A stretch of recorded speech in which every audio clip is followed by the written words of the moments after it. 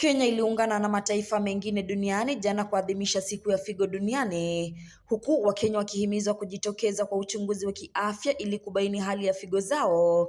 Hatua hiyo inalenga kusaidia kupunguza ongezeko la visa vya magonjwa ya figo ambavyo vimeendelea kuwaathiri watu wengi kote nchini. Akizungumza katika hospitali ya rufaa ya kaunti ya Bungoma, msimamizi wa hospitali hiyo Simon Kisaka alisema visa vingi vya magonjwa ya figo bado vinaripotiwa, hasa kutokana na watu wengi kushindwa kuzingatia kanuni bora za afya. The kidney disease affects around 4 to 4.7 million Kenyans. And in adults, 1 in every 10 adults has a kidney disease.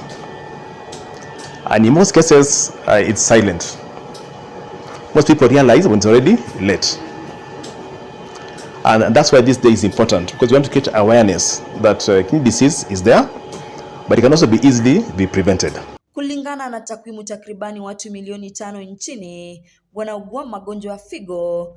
Wakenya hivyo wameshauriwa kudumisha lishe bora na kufanya mazoezi ya mwili mara kwa mara ili kuimarisha afya zao na kupunguza hatari za kupata ugonjwa huo. So what can we do to prevent kidney disease?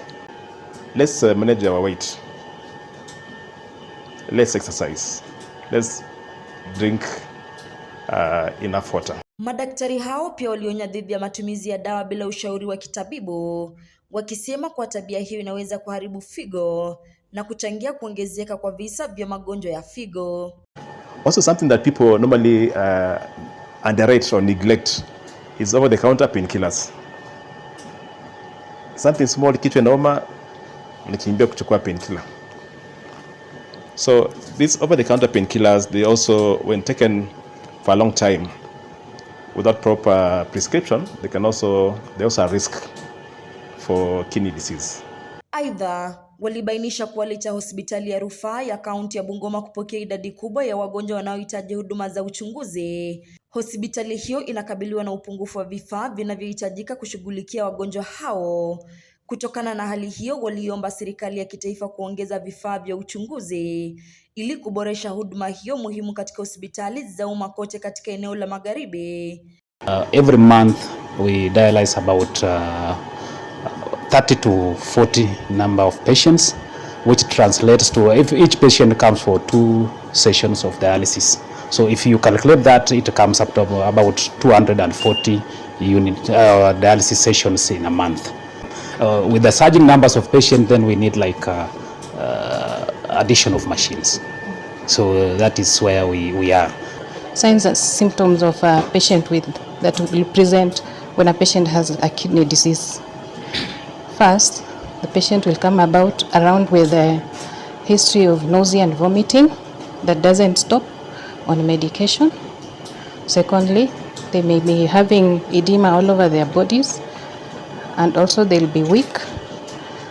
Sometimes they'll present with other symptoms of hypertension, like high blood pressures that are uncontrollable, and also other signs and symptoms of diabetes that may even get them to a state of unconsciousness.